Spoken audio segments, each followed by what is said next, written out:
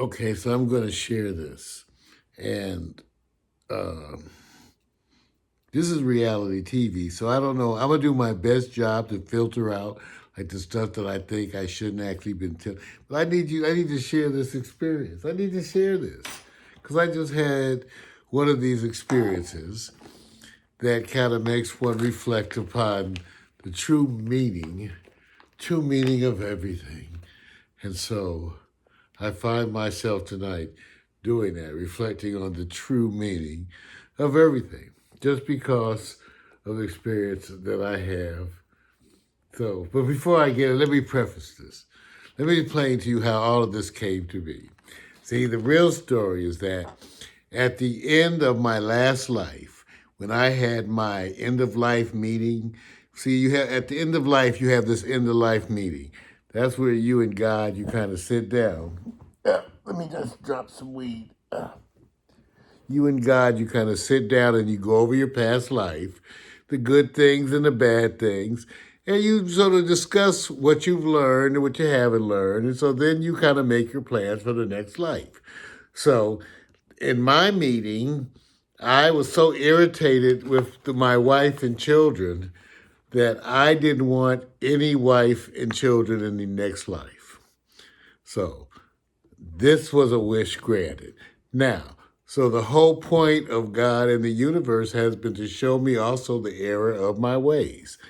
Now, because I'm a happy single, I get to enjoy life, but I also get to experience the issue of having no wife and no children. So it's the irony.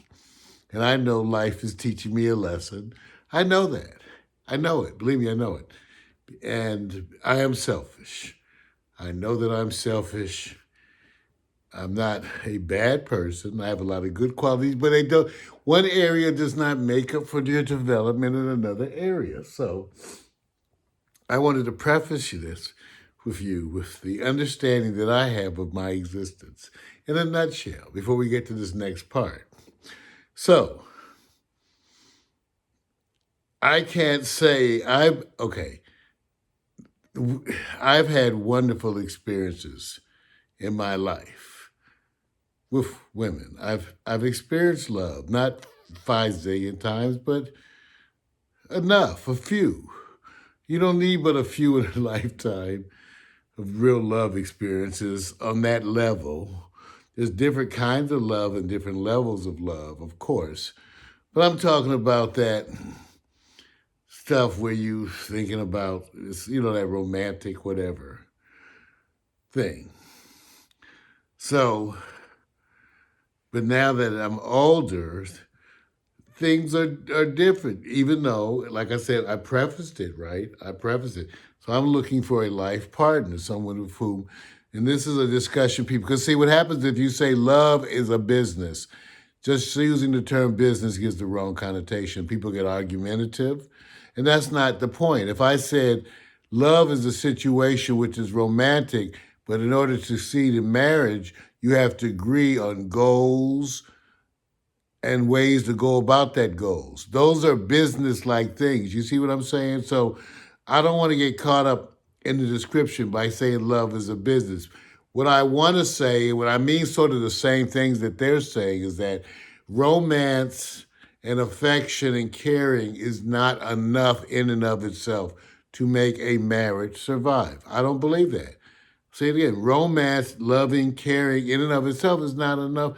You have to have your oars in the, like they say in the old days, you have to have your oars in the water at the same time. Because if your oars in the water at different times, you're just going in a circle. You're not going anywhere. So I think people get caught up in the terminology when people say love is a business. No, love is a romantic, caring, emotional situation that's complicated by the fact that you have to work together for common goals and maintenance of the family.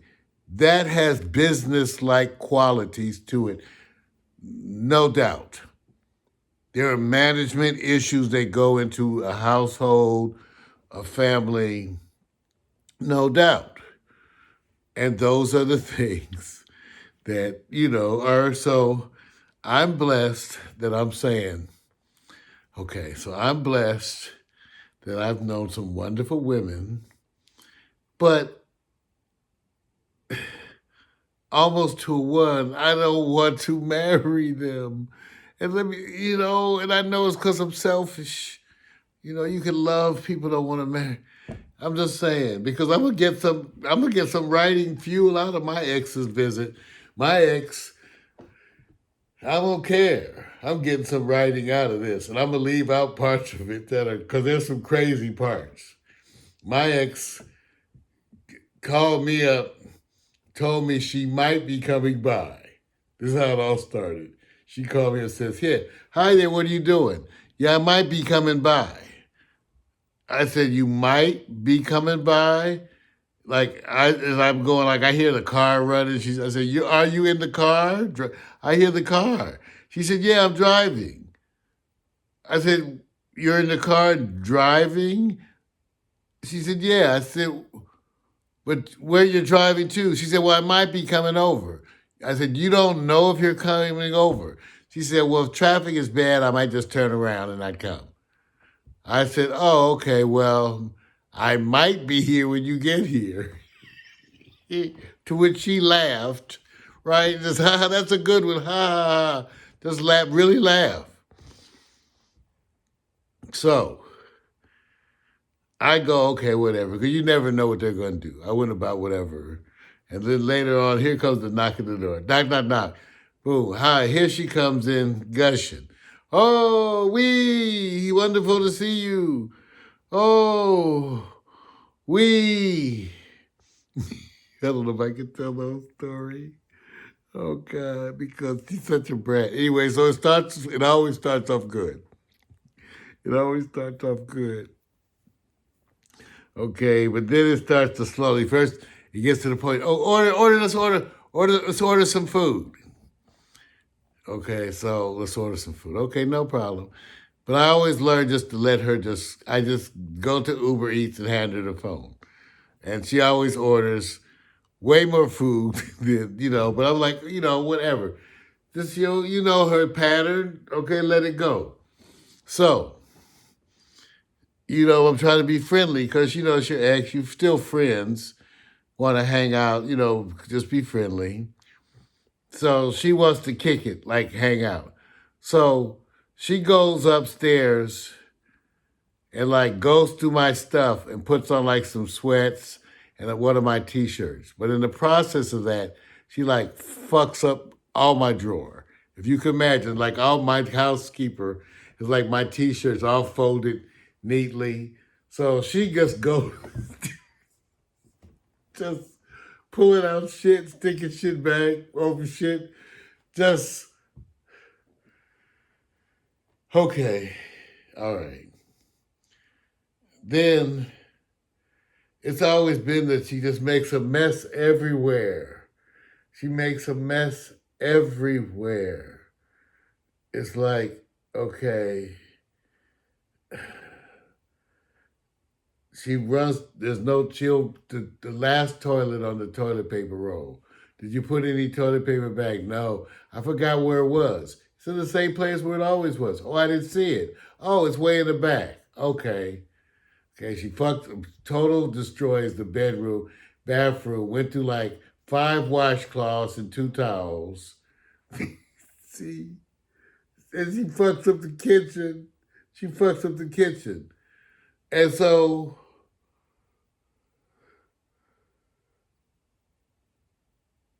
I get accused of being rigid, okay? Now, fellas, some of us understand. Some of you fellas out there more anal than me. I'm just saying, so the work of relationship is not to say shit, right? So I'm trying to be cool with the fact she's fucking up everything and just making a mess everywhere, which is what she always does. Then when I tell her about it, she gets mad. Well, I'm home, my dad cleans. I said, "You're not at home, and I ain't your daddy. And what the fuck? You don't know? You obviously can't read me. You obviously, okay, like you're trying to get back with me. Is this your strategy, what you're showing here right now?" And I told her, see, This is that cultural thing. Your dad is Indian, your mother's from black from South Central right here. This is your daddy's influence. This is that Indian shit. I watch those reality TV shows. You all gonna live at home till you get married. That's why, no offense to men, no offense. A bunch of them are kind of, anyway, weak. Mama boys. I don't play that shit. I'm like, don't you understand me by now? I said, this is it, huh?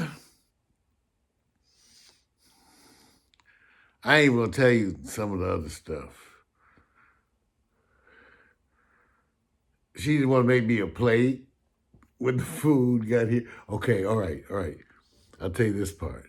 So she asked for Uber Eats. I ordered Uber Eats. We're sitting on the couch watching TV. Uber Eats comes with the food.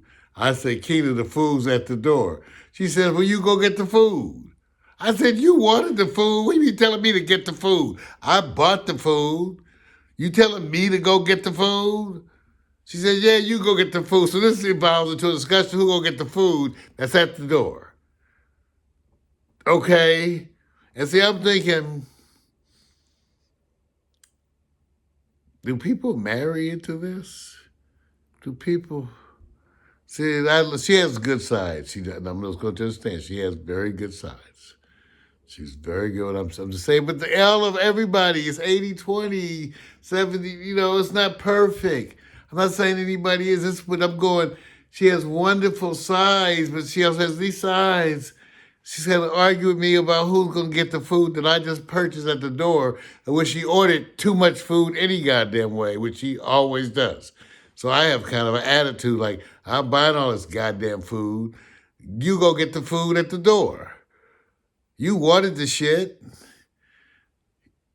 But that's not the attitude women want us as men to have. We're supposed to be, oh, honey, let me go get the food.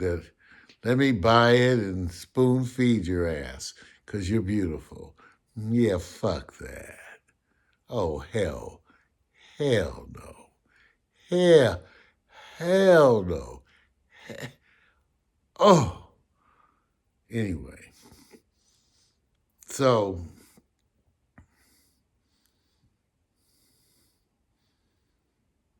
I'm not even going to get into it. But already the food, she did go get the food at the door. She did.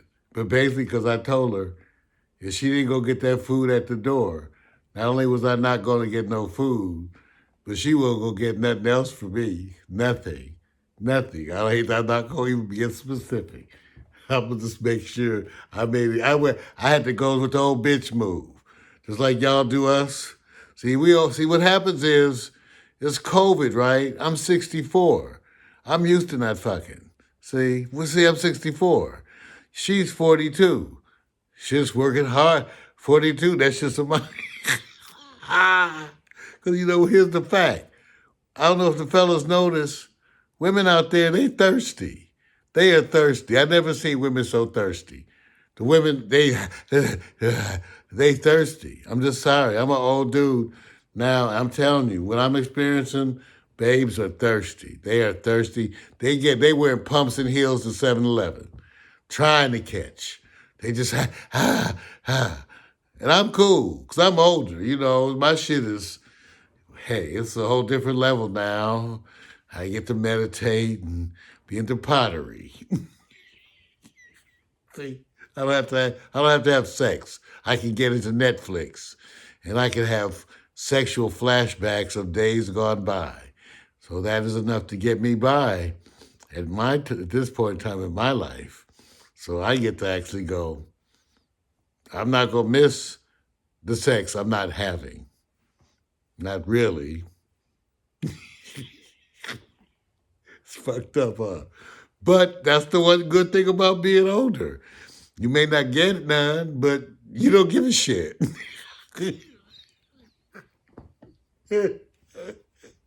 So, that's the only way my girl got the food. Because I told her, if you don't go get that food, you can count on not only will I not eat the food, you ain't getting nothing from me.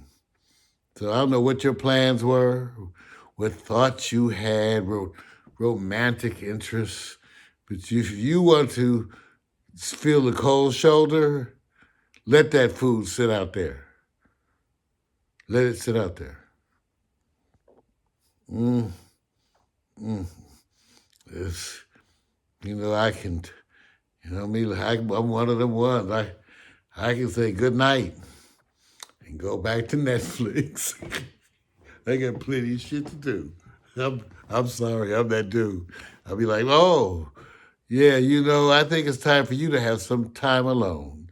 I'm gonna leave you here and you just enjoy in the bedroom, and I'm gonna go down to the wonderful studio and have me a joint and some coffee. So the whole point of this is part of the problem why I'm single. Okay. My woman refused to make me a plate after I bought the food, by the way. I didn't even go into all that. She had literally refused because she took the food and ran upstairs with the food. I was like, you took the food and ran up, are you going to make us plates? She was upstairs eating the food. Took the food upstairs, was eating. I'm like, what are you doing? I was hungry. I wanted to. You can't make us plates? Okay. You'll can I at least have I don't need a plate. I'm just having the sushi right now. Well, can I have a plate? No, I don't. Are you going to make me? No. You're not going to make me a plate. No, because now she's got an attitude because I jammed her up for taking the food and carrying it upstairs and starting to eat it. Oh, God. See? And they wonder why I'm single. They wonder why I'm single. And I'm not saying that that's terrible shit. That is not. That's not terrible shit. Out of that beautiful woman who takes care of me when I'm sick. But why would I marry that? Okay, I don't care who knows. Why would you marry? Why would you marry? You love them. See, and I love her. I go, oh, I love you, but I'll pass. You know that. I love you, but I'll have to set you free. Fly, bird. Fly. Fly, dove. Fly into the freedom. If you love them, ladies and gentlemen, you must let them go. Let their ass go. Let their ass go. Bye. Fly, bird. Fly. Meanwhile, I'll settle back and chill. So that's the story of why I'm single. It's reality TV. I'm going to talk about it. Blessings.